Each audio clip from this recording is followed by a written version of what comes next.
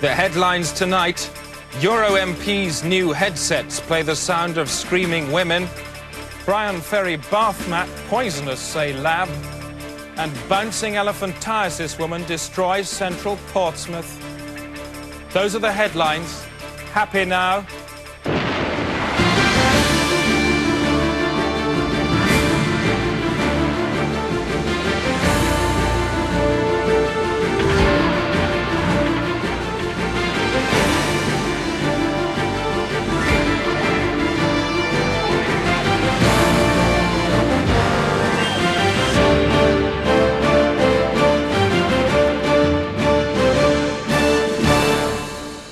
Hello, sir. On the DayToday tonight, MP in heartless outburst after bomb goes off in Hurd's bath. Well, one bomb's going off in the Foreign Secretary's hand, but all he does is say, well, I didn't need that hand anyway. And a warm handshake from Michael Heseltine for the children he is about to release into the woods and shoot. How do you do? Nice to say hello to you. The Bank of England is in chaos following the discovery that the pound has been stolen. As the news broke, trading rooms were plunged into chaos. Even seasoned campaigners known for grace under pressure reduced to squawking the day's panicked cry. What's happening? What's happening? The pound was stolen at 1:30 this afternoon by thieves dressed as cleaners. They drove a white Montego. Helicopter police gave chase, but despite the shunt, the men escaped, making good with their legs across open ground. As city markets crashed and flew off, the government tried to stabilise the economy with an emergency currency based on the Queen's eggs, several thousand of which were removed from her ovaries in 1953 and held in reserve. This meant anyone mad enough to seize on the panic selling of dead pounds could become a dollar millionaire in less than an hour. How much money have you personally made today? Probably about 10 million. Wow. Throughout the day, bank officials have refused to confirm the rumours that the pound was only vulnerable at all because they removed it to play with at lunchtime and forgot to put it back.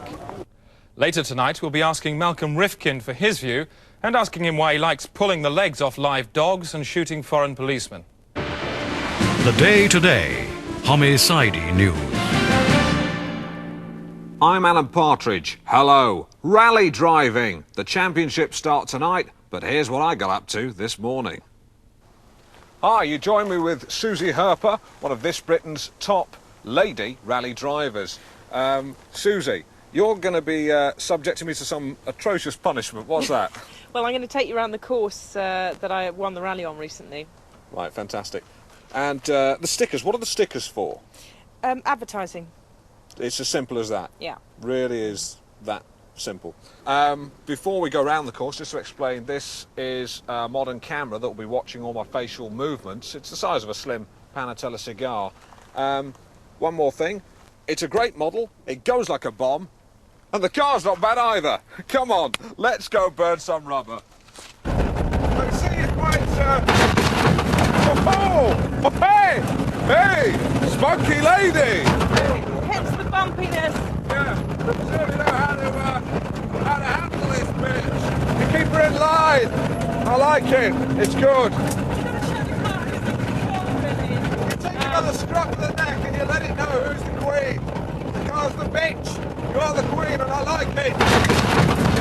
Yeah, whoa. Yeah. Yeah. Okay. Easy. Easy. Yeah. Whoa! See what I'm doing with the What's steering? What's that? Yeah. Why are you stupid? Watch out for that! Careful! Well, whilst driving like she was, maybe big and clever on the rally track, it certainly isn't on a housing estate. Remember, lives matter. Chris.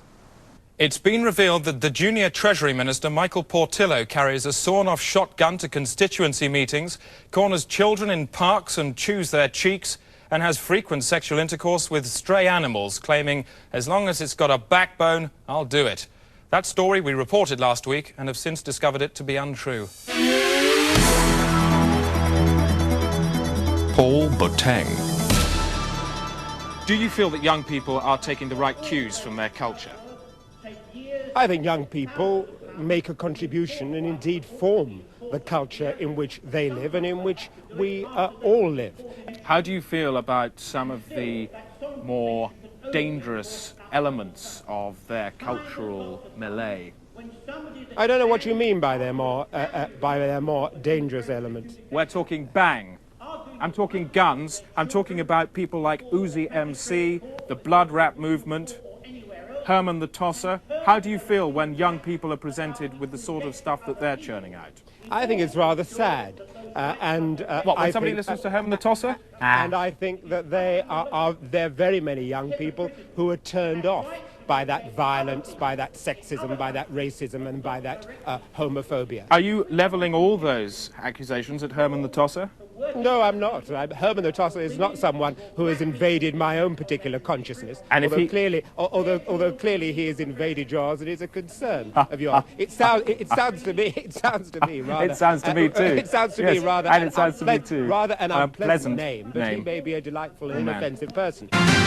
The Day Today. The last scintilla of doubt just rode out of town. The American serial killer Chapman Baxter is to be executed today by the dead body of his last victim. Barbara Wintergreen reports.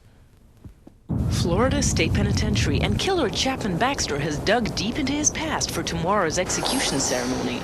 The best kind of justice would be if my last victim, Colin Acvito, could be dug up and he could kill me. At Oregon's Manomatronics Center, Dr. Travis Davely has been fleshing out Chapman's unusual carcass request. Do the arm movements once more.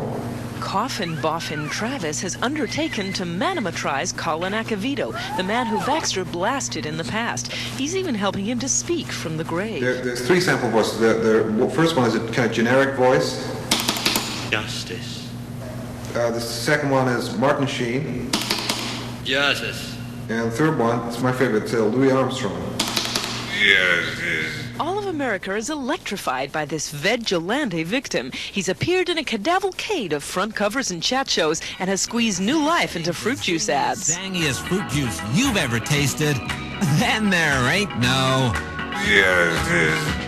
Live wire Acvito is dating supermodel Kendall Ball, who seems stuck on the stiff. Colin's kind of cute. He's strong and silent, and doesn't bullshit me like other guys.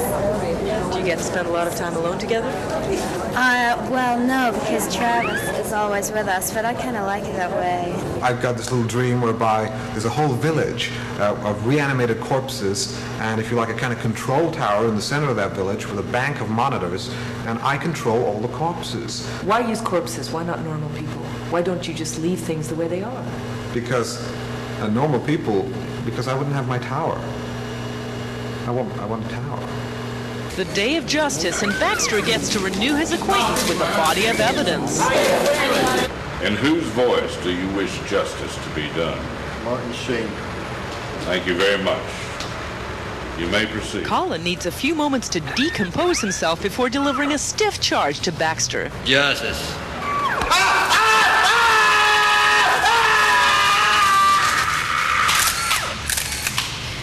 So, as Chapman Baxter came here to bury his past, looks like his past has come to bury him. This is Barbara Wintergreen, CBN News at the Corpsecution, Florida State Penitentiary. BBC Mandarins are bleating again, this time because their new soap opera, The Bureau, has just plummeted out of the ratings. A BBC spokesman said, "Don't read too much into the fact that we're sending them out on tour to the regions on the back of a truck. It's not to drum up support, it's just standard policy for all programmes." Have a look, shall we?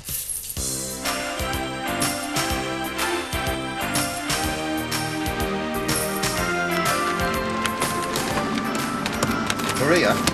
Yeah? You know I'm gay? Yeah. Well, do you think it's possible for a gay man to love a woman? Of course it is, Guy. There's no rules to love. You've got to follow your heart. Maria? Yeah. I love you. Watch out, it's Hennessy. Boy, I'm trying to run a high-class bureau de change, not some two-bit nipple peep show in Rio de Janeiro. Ange, where you been all day? We've been worrying about you. It's not Ange anymore, actually. It's Mrs. Hennity to you.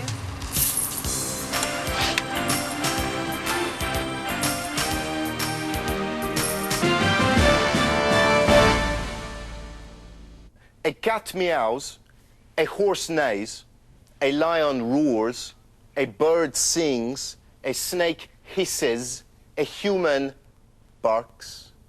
Time now for business with Calately Sisters. Thanks, Chris. You do it! Get it now! No, you get it! It's over there! Arguments like that broke out on the international markets today when economic talks collapsed and Spain withdrew from the world and began trading with itself. The peseta burst open at 4. The pound was barely audible this morning. It rotted by 3.9 points against the dollar, and there was further bad news for coat developers Watney Heckbulb, who were ordered to cease trading because of bad burping. Chris. On now to the money markets and a quick look at the international finance arse. And there you can see the US and Japanese cheeks started off with a gap of 2.4, but increased trading forced the two together to form a unified arse at around lunchtime, which held for the rest of the day. In summary then, oh no, Chris? For a second night running, London's police are out in force clamping the homeless. The new measures have been in operation since Monday and are already proving successful. The clamps are bolted on to any homeless person found asleep or motionless after 9 p.m. at night. This is the time when London's street people start accumulating in doorways, many of them drunk and pissed up on booze. The clamps ensure that any homeless who has caused a blockage is forced to stay put when they wake up. They've probably been sick too. They are then prosecuted and punished. And reaction to the new measures has been strong. So far, we've spoken to Kim Wilde. Does it make you feel bad when they clamp homeless people on the Strand? When they clamp them? Yeah. Businesses on the Strand getting in people to clamp them so they can't move away, and then they're persecuted. And then they fine them for being in the way. I didn't know that. That's awful. Would you call for clamps to be illegalised? Certainly on human beings. It's obscene. Environmation from me, Rosie May. A revolution in household heating is sweeping across America. Frozen fire. Normal fire is solidified in special cold furnaces and packaged for home freezer storage. It can then be defrosted at a later date and poured onto logs. Frozen fire saves heat.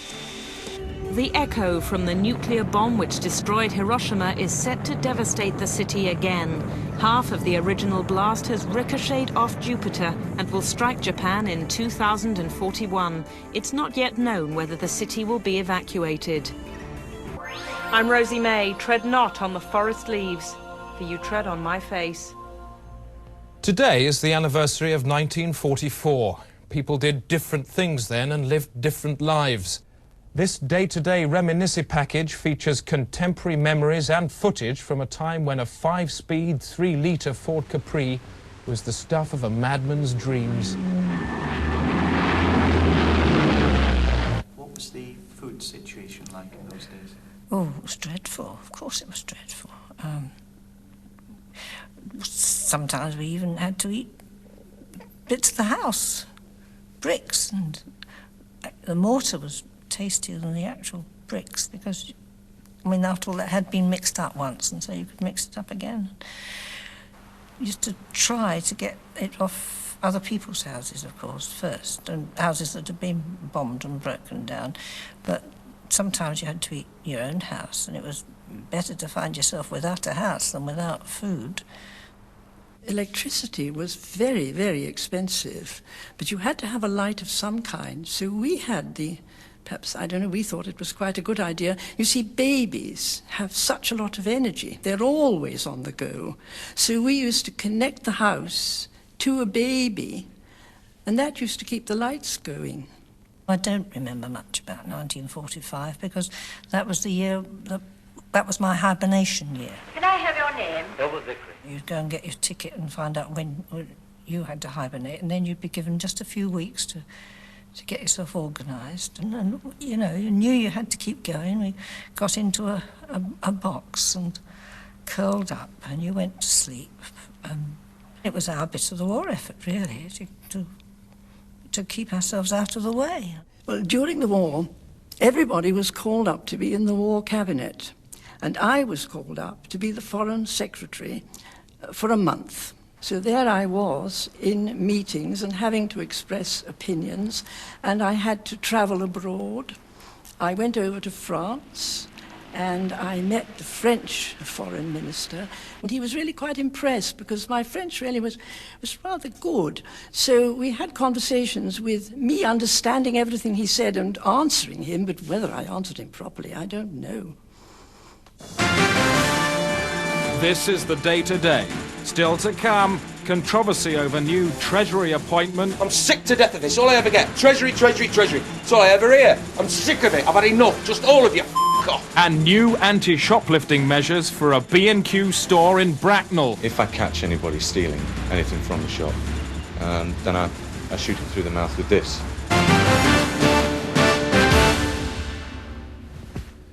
The number of MPs in Westminster suffering from Slemmel's disease has risen to 22. Slemmel's disease is caused by a brain virus that affects the victim's ability to read. They can see the words but have no idea what they mean. Baroness Trumpington was the first to show signs 2 weeks ago. She may have caught it from a badger. Then John McGregor. The virus is highly infectious and lives in peppermints. This was the moment Peter Lilly realised he too was in trouble. Slemmel's also affects leg-eye coordination, causing victims to walk straight past places they intend to stop. So could you... Hey! By last Friday, William Waldegrave had little control over his body. Teddy Taylor followed. And Jimmy Knapp severely. Most seriously of all, on Monday, John Patton showed unmistakable signs, failing to recognise familiar surroundings and objects. Clearly having no understanding of the day's briefs. The second document proved equally mysterious, and the third he couldn't even be bothered to try. And the disease shows no sign of stopping. This morning Malcolm Rifkind appeared lost when he was just 20 yards from his office. Doctors say the only treatments they can offer so far are rubbish. A man sees God in his car. He crashes. Today's historic trade agreement between Australia and Hong Kong marks a new season of hope for the future of world trade. The two countries have been at each other's throats for years, but now the hatchet's been buried by a treaty which allows unrestricted trading between all parties at all levels. I'm joined now by Martin Crace, the British Minister with special responsibility for the Commonwealth, and Gavin Hawtrey, the Australian Foreign Secretary in Canberra. Gentlemen, this is pretty historic stuff. Well done. A future of unbridled harmony then, Australia? Yes, I think Martin Crace and I can be pretty satisfied. It's a good day. And if, as in the past, Australia exceed their agreement, what will you do about it? This is a very satisfactory treaty, which I'm sure will work well. Naturally, if the limits were exceeded, then this would be met with a firm line, but I can't see this being necessary. Mr. Hawtrey, he's knocking a firm line in your direction. What are you going to do about that? Well, in that case, we just reimpose sanctions as we did last year. Sanctions? Hang on a second. They've only just swallowed their sanctions and now they're burping them back up in your face. I think sanctions is rather premature talk. Certainly, if sanctions were imposed, we should have to retaliate with appropriate measures. But I can't think appropriate measures is a euphemism, Mr. Hawtrey. You know what it means. What are you going to do about that? Well, I just have to go back to Cabinet. And ask them about what? Well, I don't know. Maybe it's a matter for the military. The military? I think military measures is totally inappropriate reaction, and I think this is way, way over the top. Sounds like you're being inappropriate, are you? Of course I'm not being inappropriate, but Martin Crace knows that full well. This is the sort of misunderstanding that I thought we'd laid to rest during our negotiating period. Misunderstanding it certainly is. It's certainly not a treaty, is it? You're both at each other's throats, you're backing yourselves up with arms. What are you going to do about it? Mr. Hawtrey, let me give you a hint. Bang! What are you asking me to say? You know damn well what I'm asking you to say. You're putting yourself in a situation of armed conflict. What are you plunging yourself into? You'd like me to say it? I want you to say it, yes. You want the word? The word! I will not flinch. You will not flinch from? War. War. Gentlemen, I'll put you on hold. If fighting did break out, it will probably occur in Eastmanstown in the Upper Cataracts on the Australia-Hong Kong border. Our reporter Donald Bethlehem is there now. Donald, what's the atmosphere like? Tension here is very high, Chris. The stretched twig of peace is at melting point. People here are literally bursting with war. This is very much a country that's going to blow up in its face. Well, gentlemen, it seems you have little option now but to declare war immediately. Well, this is quite impossible. I couldn't take such a decision without referring to my superior, Chris Patton. He's in Hong Kong.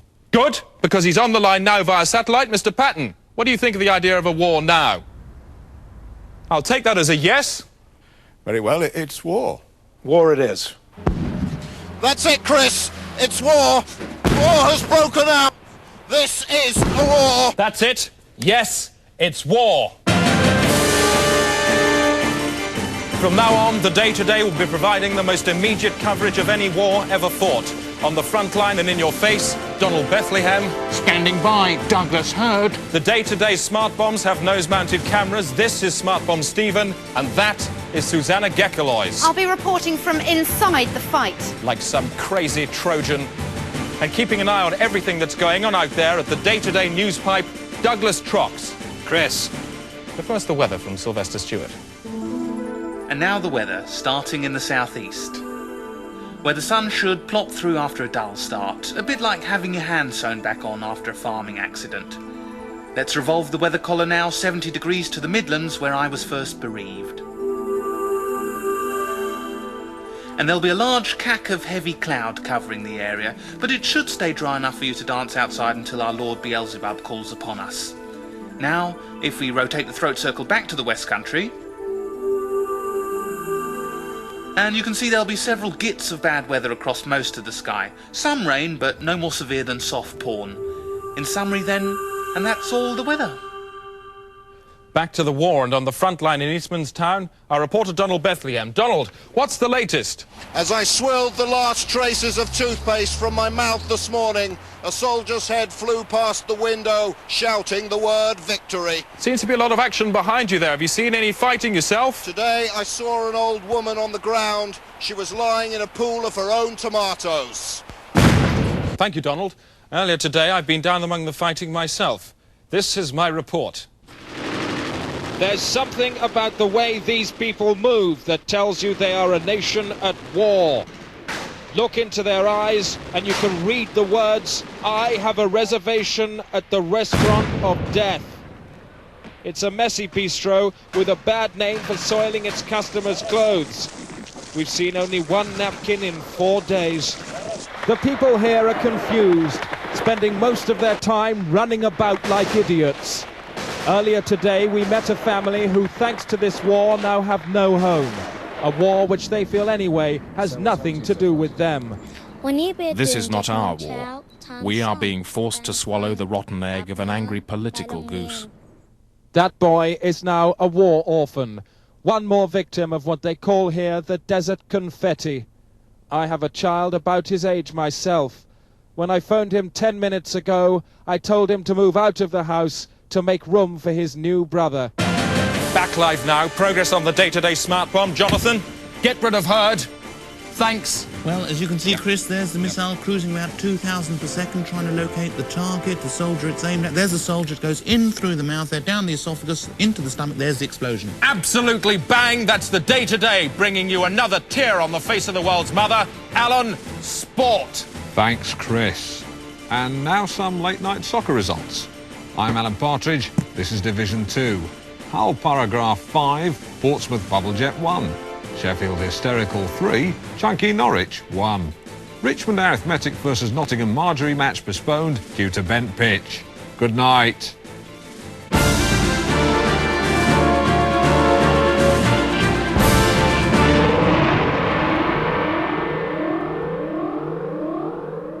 Susanna Gekelois has broken through to the front line. This is her contribution to history. This is the very heart of the conflict. The men here have been fighting non-stop for 3 days. We drove in at night, straight into the middle of a rocket battle. The air now is thick with what they call here the electric cornflakes. We're under strict instructions not to leave the vehicle, but to drive on through. With no cover, we ran across open space to a nearby house. We found an injured man. We did our best. There are always casualties in war. There was a family sheltering in the back room. We had no tongue in common, but through the universal language of mutual need, I knew she was saying, "Come, set your equipment up in our refuge. The world must see this mess." These brave people are now sleeping, but they know that tomorrow our aerials and transmitters could make this house a prime target. Chris. Back to the war now, and in the noise and heat of what they call here the flying scissor beans, There is no optimism, or at least wasn't, until just 2 minutes ago when we received these pictures of a miracle from the front line less than a mile from where I'm standing. This was the scented rose in the bum gut of Satan, for here at 7:13 precisely, the fighting stopped. Soldiers who moments earlier had been shooting each other's teeth out suddenly put down their guns and joined in peaceful commune. Some played games, or like these men, planned a musical. The reason for this outburst of calm lay inside a shed, for here the massed forces of two world powers were unified by nothing more than the distress of a cat stuck on a high shelf. No one knows how it got there, but these brave fighting men, moved by the simplicity of the animal's plight, decided to forget their differences and try to get it down. But even as the men celebrated, their heads were blown clean off. For somebody, nobody knows who, had filled the cat with nitroglycerin. The Day Today. News from telly to belly. Just time for a quick look at tomorrow's headlines. Plastic surgeon arrested with stash of stolen mouths. That's in the Express. The Hull Aphrodite, police chief crushes lizard with whistle. There he is, looking wretched. The Daily Mail, child made of paint wins by-election. The Murdoch papers tomorrow, crazed wolves in store, a bad mistake, admit mother care. And there's the same story in The Sun. And the Daily Mirror have a special pull-out note for the milkman, 5 pints please. They'll be doing 3, 2 and 4 later in the week. That's it. That's the Day Today. On the day a man on this programme told how he was menaced by Hugh Scully. He just came in and went, then went out. That's it. Good night.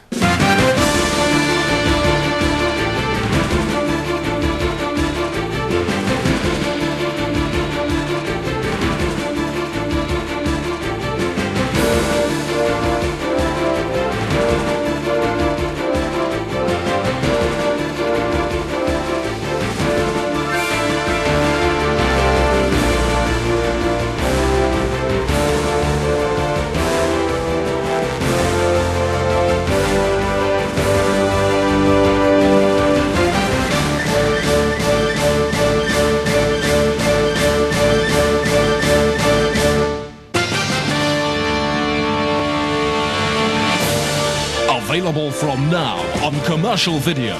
The Day Today, This Is Our War.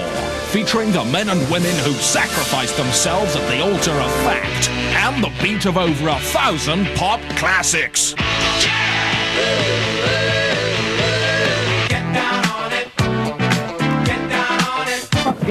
Dreadlock holiday. Dreadlock holiday. Clap, clap, clap, clap, clap, clap, clap. So young and lady. You really got me. You really got me. Gotta stop sucking now. Gotta stop sucking now. Yeah, yeah. Stop, stop, stop, stop. I'm wishing on a star.